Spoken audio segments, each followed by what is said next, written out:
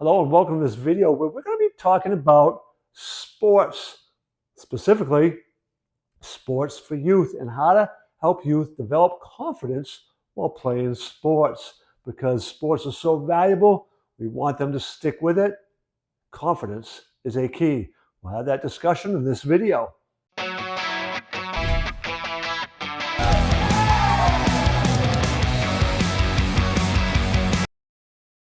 This is going to be a great topic, one that's dear to my heart. So several things that we'll need to be talking about, things like competition and coaching and resiliency, dealing with failure, all of those things that come with youth sports. How to do that well, that's what we'll be covering in this video. All right, need to talk about the dreaded C word, competition. Some people give that a really bad name.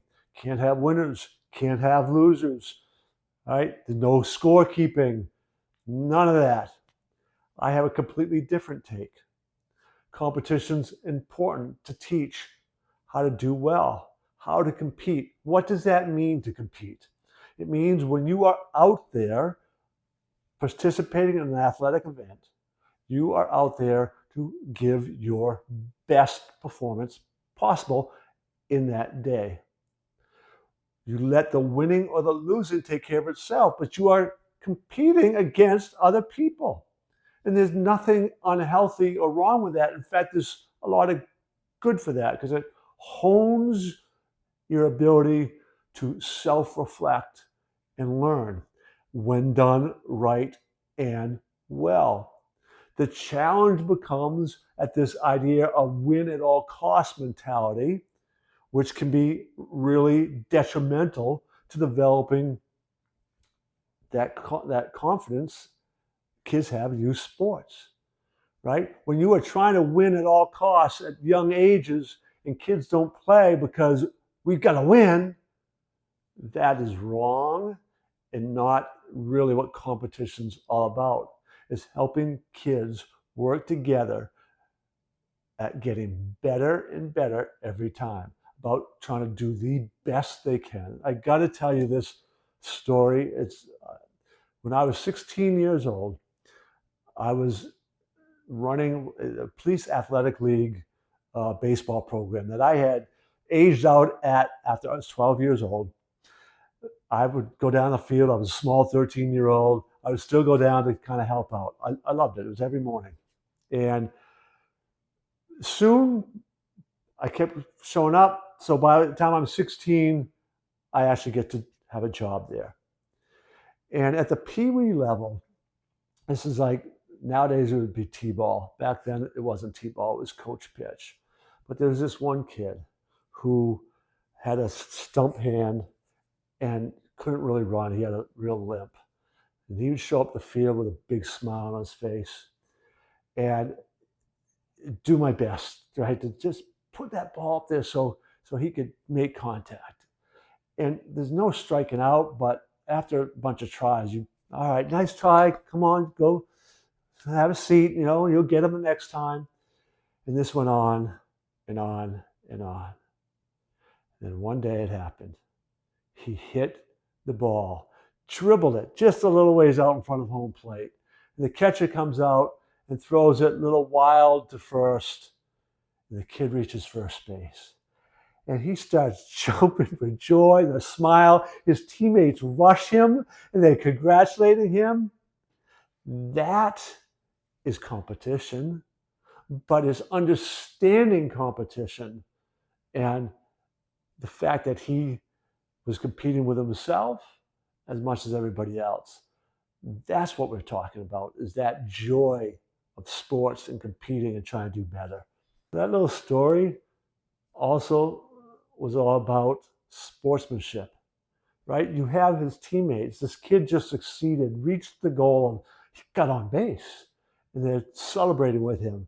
The other team was kind of like, clapping for him, like they were kind of like, oh, cool.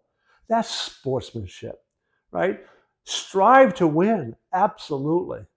Celebrate when you do things well, absolutely. But you're never about trying to show up the other person.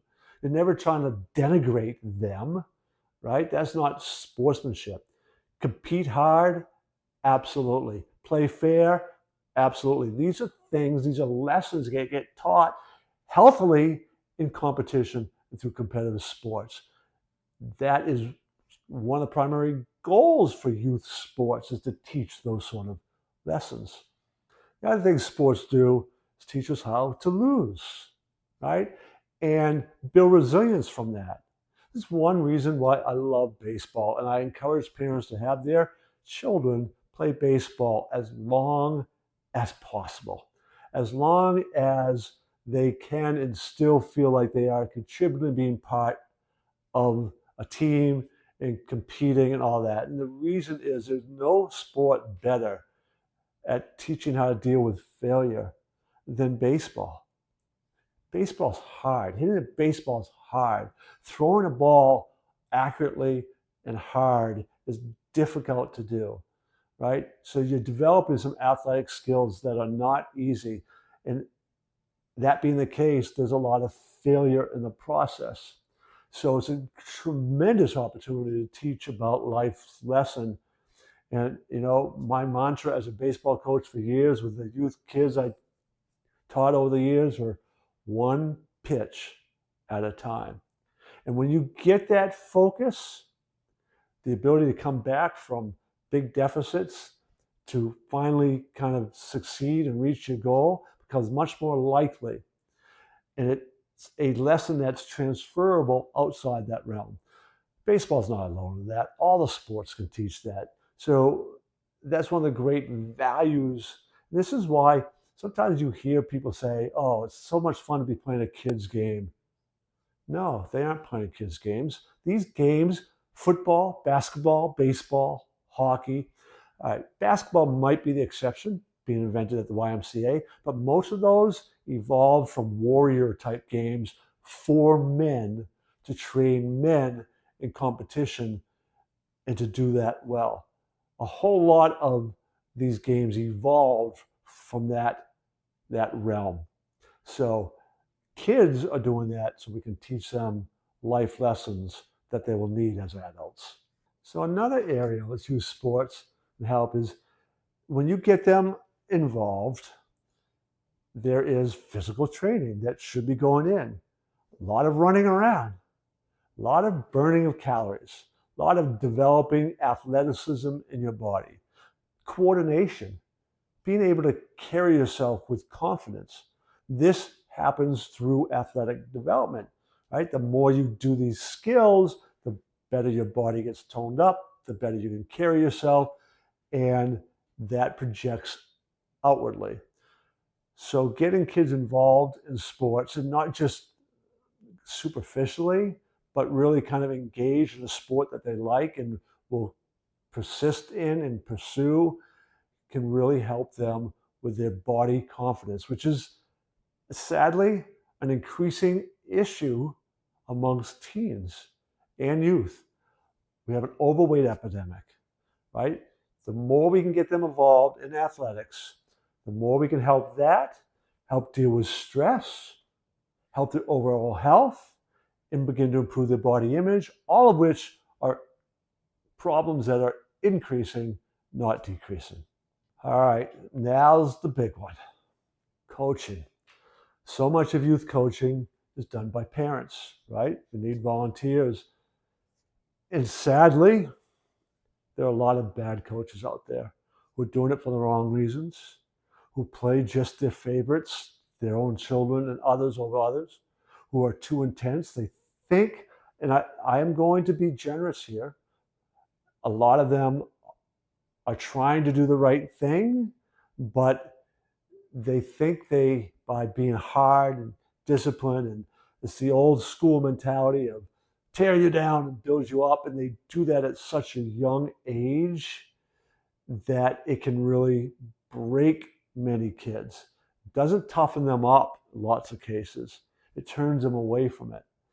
We need to understand that, yes, teaching self-discipline, dealing with failure, how to be tough, all those things are important concepts to do, but there's a right way to go about it and a wrong way. And too many have come from an old school idea that just isn't the best way of doing things, and they push too hard, and it can break kids' spirits. So somehow we've got to police that and help parents learn how to coach well. So as we wrap up this particular video, we're doing a series here on sports. I encourage you to check out all our videos, subscribe to the channel, check out all of them.